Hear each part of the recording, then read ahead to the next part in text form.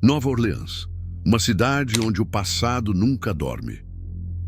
Entre ruas de paralelepípedo, casarões coloniais e o aroma de jasmim misturado ao jazz, o tempo parece se dobrar sobre si mesmo. Em um bairro tranquilo, um casal, Daniela e Aaron, decidiu apenas dar um trato no jardim. Arrancar ervas daninhas, podar vinhas, nada fora do comum. Mas sob a terra escura, algo esperava. Um objeto frio, liso e impossível. Não era um tesouro pirata nem uma peça de voodoo. Era algo muito mais antigo. Uma pedra com inscrições em latim coberta de musgo e mistério.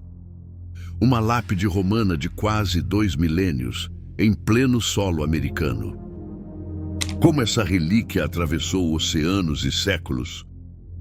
E o que a história de um marinheiro do Império Romano tem a ver com a cidade do jazz? Prepare-se, esta é uma jornada através do tempo, dos continentes e das coincidências mais improváveis que a história bizarra já contou.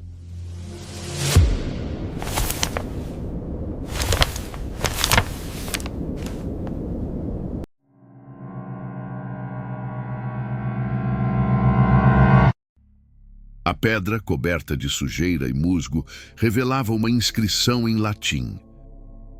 Para Daniela Santoro, antropóloga, a forma era inconfundível, uma lápide. Mas o que ela fazia ali? Não havia nada em inglês, nada que remetesse à história local.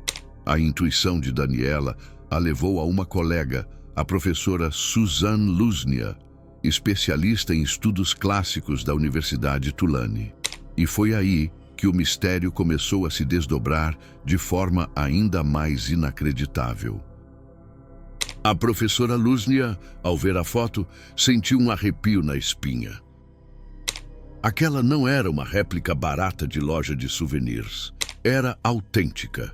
E a inscrição, cuidadosamente decifrada, contava uma história. Aos espíritos dos mortos para Sextus Congenius Vero. O homem da lápide era um marinheiro e soldado romano do século II, que serviu por 22 anos e morreu aos 42. Uma vida, uma carreira, uma homenagem gravada em pedra por seus herdeiros. Mas o mais chocante não era quem ele foi, mas onde ele foi encontrado. Civitavecchia, Itália. Uma cidade portuária imperial, conhecida como Centum Cellae na época romana, a cerca de 1 hora de Roma. Como a lápide de um marinheiro romano do século II viajou da costa italiana para um quintal em Nova Orleans. A professora Lusnia, usando palavras-chave e frases da inscrição, fez uma descoberta crucial. A lápide de Sextus Congenius Vero não era apenas conhecida, ela estava registrada. Em 1910, estava em uma biblioteca municipal e seu texto foi catalogado no Corpus Inscriptionum Latinarum, uma das principais fontes de referência para inscrições em latim. Em 1918, foi registrada no novo Museu Cívico de Civitavecchia. Mas então, a tragédia, a Segunda Guerra Mundial, bombardeios aliados devastaram o museu e a lápide de Sextus Congenius Vero desapareceu, perdida no tempo, engolida pela história por quase 80 anos, até agora. A história de Sextus Congenius Vero é um lembrete poderoso da importância da memória para os romanos. Para eles, ser lembrado era ter uma vida após a morte. Era existir além do seu tempo de vida normal. E de uma forma que ele jamais poderia ter imaginado. Seus herdeiros conseguiram que seu nome fosse lembrado, não apenas por séculos, mas por milênios, e em um continente totalmente diferente. Mas como essa relíquia milenar cruzou o Atlântico e se escondeu por décadas em um quintal americano?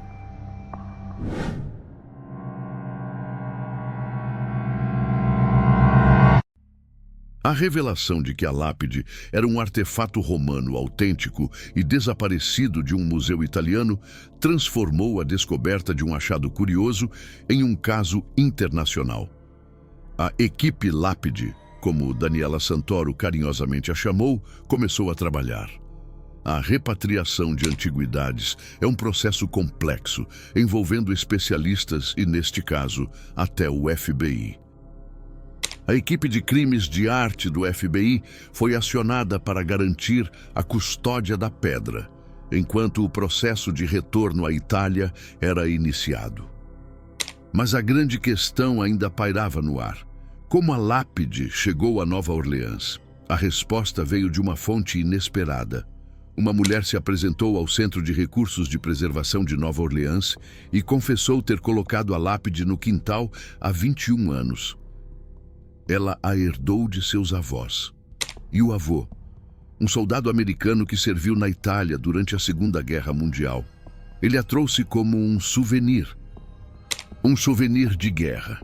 A ideia de um soldado americano, talvez fascinado pela história ou simplesmente buscando uma lembrança inusitada, levando uma lápide romana para casa, é no mínimo peculiar. Mas não é um caso isolado. D. Ryan Gray, antropólogo da Universidade de Nova Orleans, explica que a descoberta da pedra abre uma janela para o que acontecia depois da Segunda Guerra Mundial com esse tipo de souvenir. Muitos soldados, em meio ao caos e à destruição, acabavam levando para casa objetos que hoje seriam considerados patrimônio cultural. A lápide de Sextus Congenius Vero é um exemplo vívido dessa prática, uma relíquia que testemunhou a guerra moderna antes de se tornar um objeto de curiosidade em um quintal americano.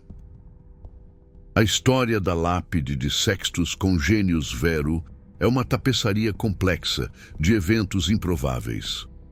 Desde sua criação no século II, para honrar um marinheiro romano, passando por seu registro em bibliotecas e museus, sua perda durante a Segunda Guerra Mundial, sua jornada através do Atlântico nas mãos de um soldado, até seu repouso em um quintal de Nova Orleans por mais de 2 décadas. É uma história que desafia a lógica, mas que é inegavelmente real e nos faz pensar quantos outros segredos a história ainda guarda, escondidos em lugares inesperados, esperando para serem descobertos. Se gostou desse mergulho ao passado, não se esqueça de dar o like e se inscrever no canal História Bizarra. Até a próxima!